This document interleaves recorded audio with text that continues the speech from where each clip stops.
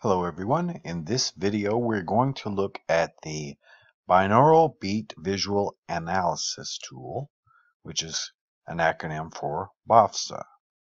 Alright, and this is a unique program, the only one of its kind that's really available. It's a specialized spectral analysis tool for determining the differences between channels, slight differences between audio channels, which could help you to identify binaural beats if they have a very specific structure to them. Now, this is a not so user-friendly program. It's a little bit on the geeky side. It was made by Jim Peters, who also made a number of FFT tools and some other types of brainwave analyzing tools, as well as the famous SBA Gen command line tool for creating entrainment type of audio. He's really, well known in this field as a technical person that's released some nice free software for us to use. So you can go to uazu.net/BAVSA to get this software, or search for BAVSA, BAVSA, kind of rolls off the tongue, to download that. All right, it's a free program, and we're going to briefly go over how to use it. It is an art unto itself. This will probably be only the first of a couple videos at least on how to use this tool. All right, so you just simply go to download it here and extract it on your hard drive, and what you will end up with is a directory here that's a self installing app. Essentially, once you extract it, there it is. It'll run within its own folder without any need for installation. It's a command line app, and it analyzes WAV files. So you're going to need a WAV file for you to test. And the best way to get to know this program is to use a tool like My Workstation or Binaural or Audacity, even Cool Edit, anything, Neural Programmer, to create a binaural beat track yourself that you know what the frequencies are. That's very important for you to understand how this tool displays, for you to make your own track with known frequencies at a known time of a known pitch, so that you can analyze them and to see that it is indeed quite accurate within its limited constraints, and then we'll apply it to some real world tracks and see what we can come up with. Now, people get very ambitious at first and want to analyze a Monroe track, or something, a hemisync track, and it's like that is on the high end, folks, of the types of analysis that you're going to do. Don't start there. Start lower down so you can understand the program. That's the most important thing. Then you can start to attack some of the more complex tracks. And it's a specialized art, kind of a sorcerer's skill that I myself haven't put a whole lot of time into, to be honest with you, because I'd rather spend my time making sessions of my own rather than deconstructing someone else, because the magic, they're not doing anything extremely magic. No matter what the sales pitch says, the tools, especially advanced tools like My Workstation, can do anything that's out there, to a level that, and it's customizable and personalizable and useful for you. But that's my rant. I'm not going to go into that at this time. Let's work on this tool. All right, so here is a binaural beat track that I've created in My Workstation. You can use your own tool, but we know now that I have a frequency of 10 hertz. All right, an entrainment track set to 10 hertz with a pitch track of 180. And then I just carry that forth and immediately jump, rather than ramp, it's a jump to 11 hertz at 4 minutes.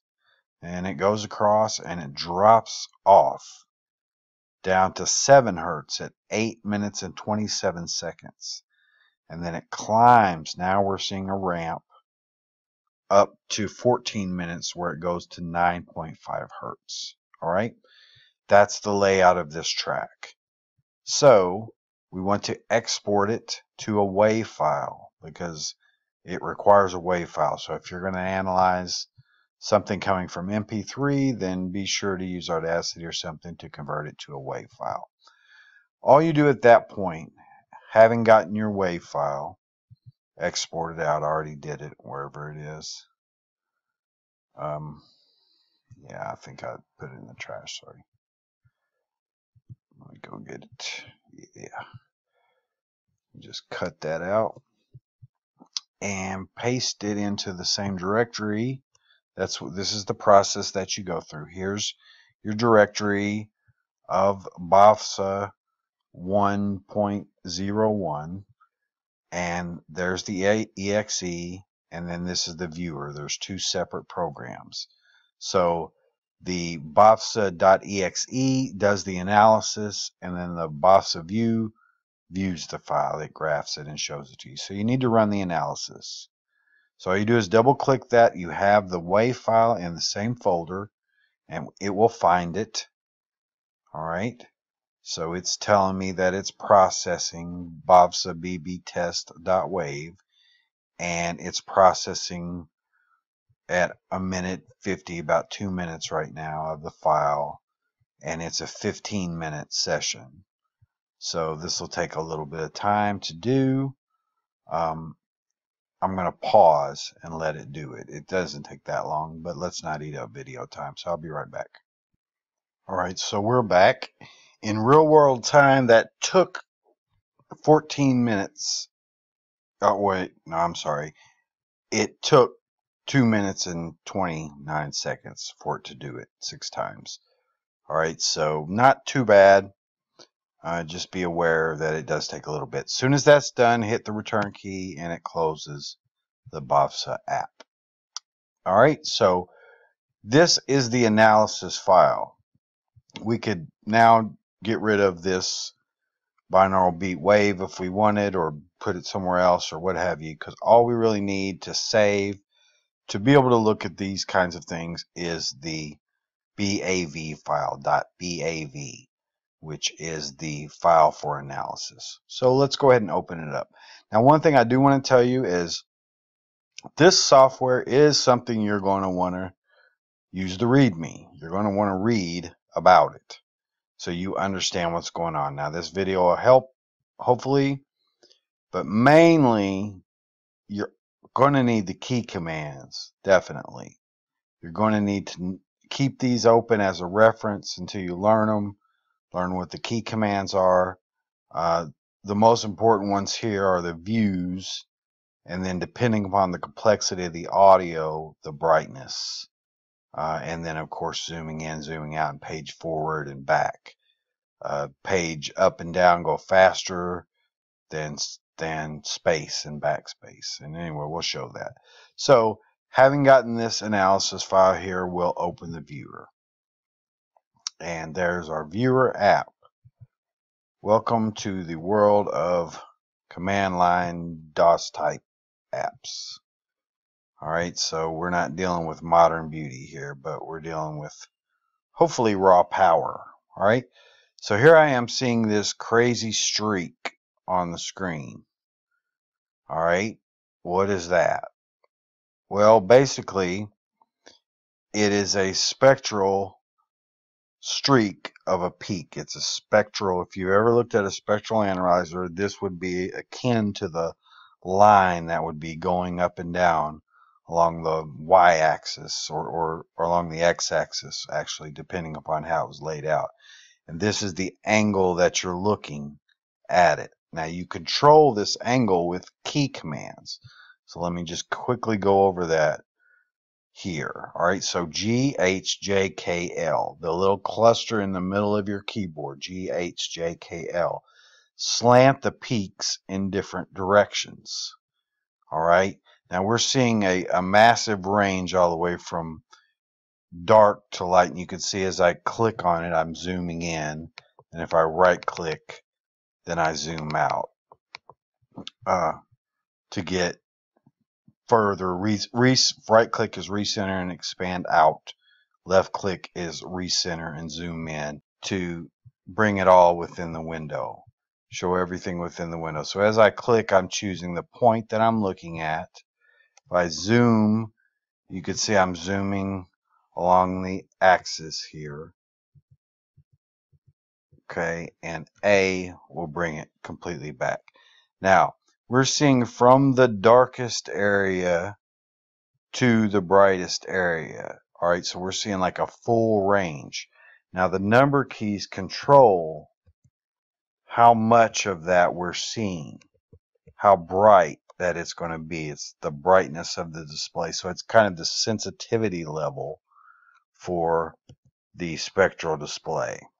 So in this case, probably we don't want to see really too much beyond that. So let's try 2 or 3 and see where that gets us. Now, I was telling you that this would be akin to kind of the horizontal line in a spectral analysis layout, but we're looking at it at a slanted angle. So these middle keys, G, now watch this rotate. So now I'm looking at it as if I'm from the right side looking left. H with a slight turn. J is the most useful one in the center. All right, I'm looking at it from above right now. Now I'm looking at a slight angle, a slight angle. So those are the tilt.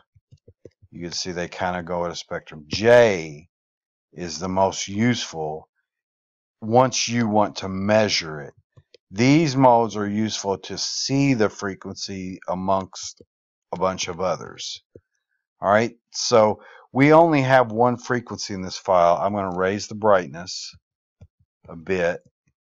Okay, 3 was all right. And I'm going to go ahead and get at this point, and that centered it, see, into the center. And I hit Z to zoom in. Okay, and then I can click it again and it centers. So there is our binaural beat right there. And keep in mind, it's the only frequency in this file. That's all there is. There's a 180 hertz pitch. All right, so with the binaural beat, that means of 10 hertz, that means on one side there is 175, on the other side there's 185. That's what this is going to show us here. This is showing us it's spread across the stereo channel at 10 hertz. Right here is 10 hertz.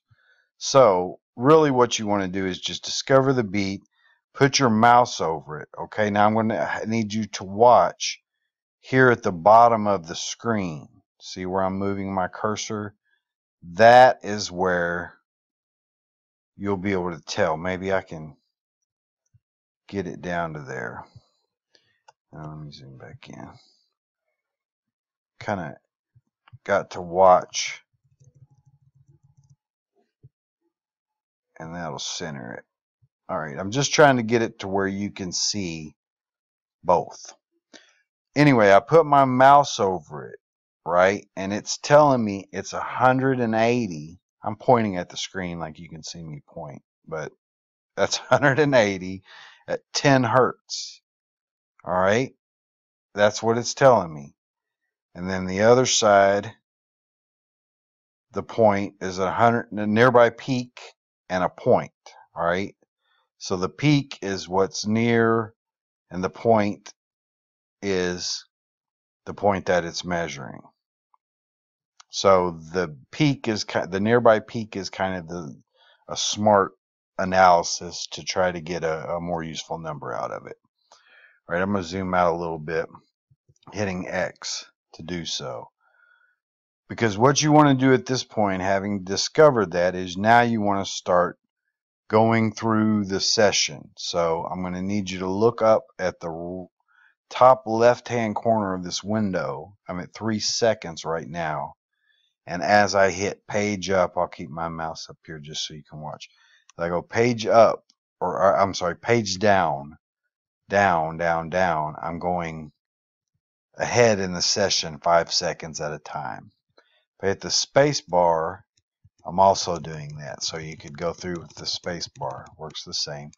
Or the backspace goes backwards. The page up goes backwards. Alright.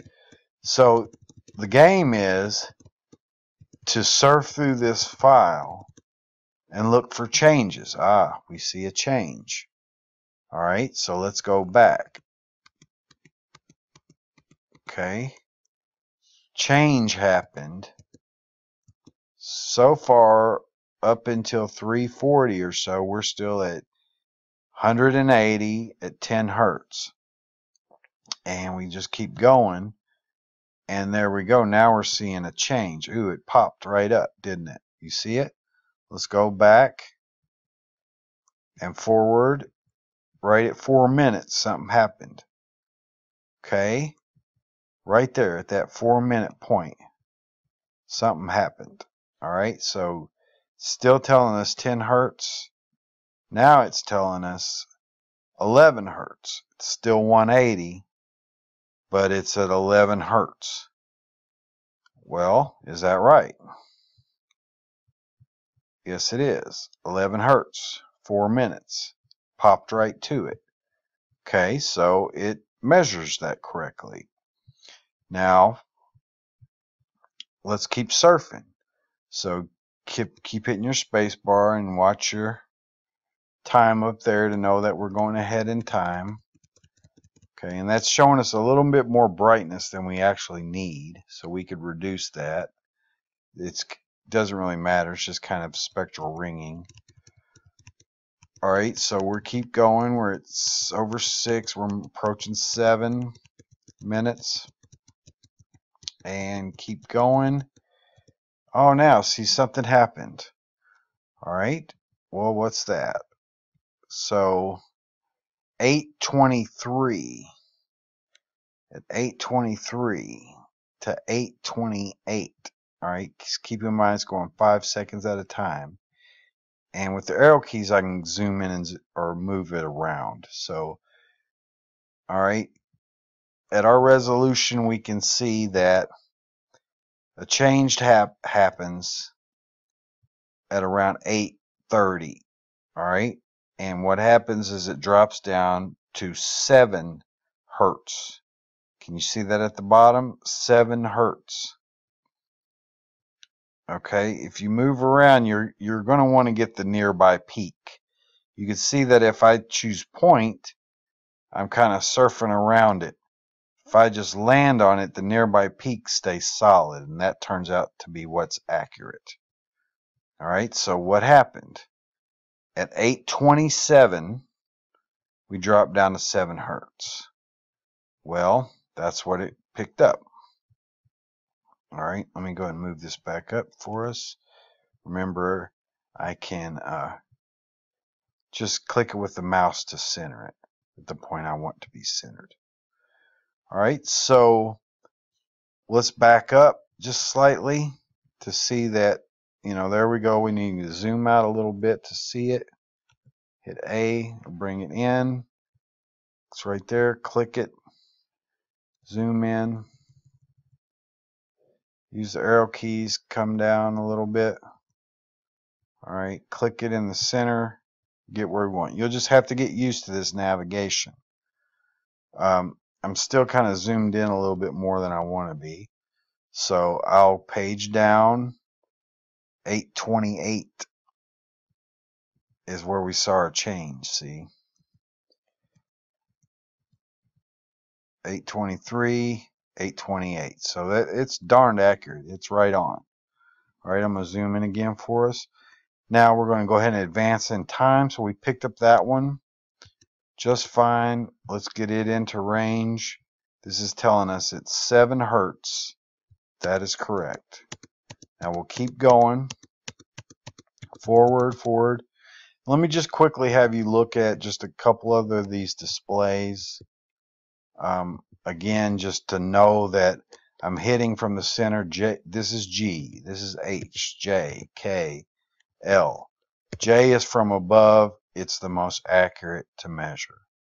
Alright, so we're going to keep going forward now. So we are at 10 minutes.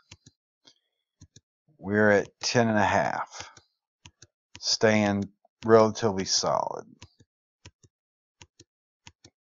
Or is that actually true? Is it staying solid or is it doing something? See, let's surf through it quick. Just hold down. Now, see, it's not staying solid. It's moving. It's moving. What is that? That's a ramp. That is a ramp that we're seeing. So that's at 7:20. At 8:48. So if I moved up to 8 to 9 minutes, it's saying it is at 7:20. Now let's look at that. Aha, it is a ramp. So at 9 minutes, it's saying we're around 7.2, which is correct. So let's back up. All right, so we're going to go back. There was our jump at 8:27. And then it started climbing. Can you see it climbing? Yep, it's climbing. So we're not going to try to mark down every one of those points. That wouldn't make any sense, would it? Let's get that zoomed back in. Let's come back just a little. I hit A to get back to the point. Now I'm zooming. I'm going to hit this into the center because we're wanting to watch this climb. So we keep hitting page up or page down. I'm sorry, that confuses me, those two, to watch it climb.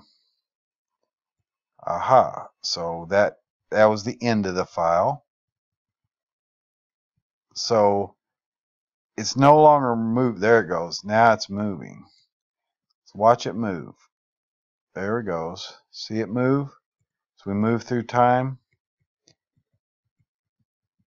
Now it's not really moving.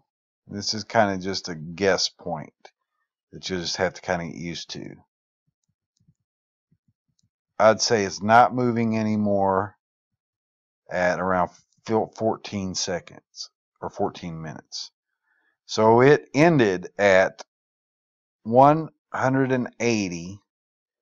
It's saying here 940, 9.4. I don't know why I keep saying 40. 9.4 at 180. Well, is that right? 9.5. Yeah, so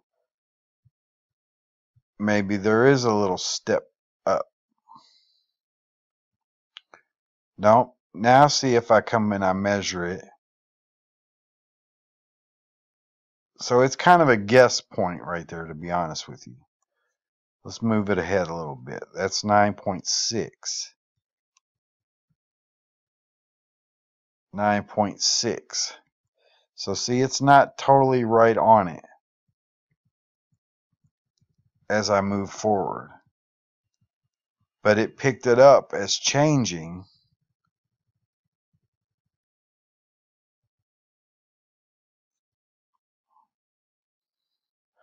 $13.48, 9.4. $13.53, 9.6. $13.58, 9.4. $14.03, 9.4. $14.08, 9.6. So see, it's kind of going around those two, 9.4, 9.6, 9.4, 9.6. So you just have to get used to that and maybe call it then at 9.5, which is what it is. It's 9.5. But it climbed. From 8:27 to 14 minutes, it climbed. So we want to just watch that again, going through quickly. See how we can see it moving up and moving down, or moving down in this case. And we see the hop there. So we know that right at that point, we had a ramp. And then we just want to look at the boundaries of that ramp. Again, it's kind of a sorcerer's art, trying to figure out. And you know, we're never going to get exact and detailed recordings, but it doesn't matter. Normally, you're trying to sync light signals to it. So if you're stimulating within the range, close to the range, then you're good to go. The light signals are going to override the audio signal slightly anyway, or not slightly, actually, to a great degree. So that's what most people want to do. They either want to deconstruct what somebody did, thinking there's some sorcerer magician that knows the secrets of the universe, which is a bunch of BS, or they're trying to sync light signals with some audio that they happen to really enjoy, or some sessions that they've put some time into. And that's a valid use of this tool. So that is at 15 minutes, and it ends at that point. We can look at our last one here, as it says 189.6. Down at the bottom there it says 180.5, 9.5. So you kind of have to guess around at that one as being 9.5, which is what we happen to know that it is. Now let's just quickly go through the whole session just to watch the changes. I'll zoom out. And this is a longer video than I intended, but it's kind of a detailed subject. Alright, so that was at the end. Now we're going to go backwards. I'm going to zoom in just a tick and come down. Keep in mind I can look at it from different angles. I think in another video we'll see that might be useful. And we want to keep going backwards. See it climb down. See our hop point at 8 minutes. Staying there solid. Another change at 4 minutes. And starting from there. So it outlined the session accurately for the most part. Definitely well within a margin of error. Of course, this is a sandbox that we've created where we know. So you could go through and add another binaural beat track with a little bit more complex to see what they're like when they're stacked together. You just got to create a sandbox for yourself to try out to understand this. And by all means, use the README. A thing about the interface is if you hit a wrong key, any key, if it's a bad one, it's going to tell you at the bottom. I'm pointing at the screen again, like you could see me, that you can only use these certain keys. And you'll just have to learn this stuff. A key gets you back to reality, and Z is zooming in, and X is zooming out. And then the arrows will position it on the screen. So play around. This is the first video I know of that's actually showing it working, and I hope you find that helpful.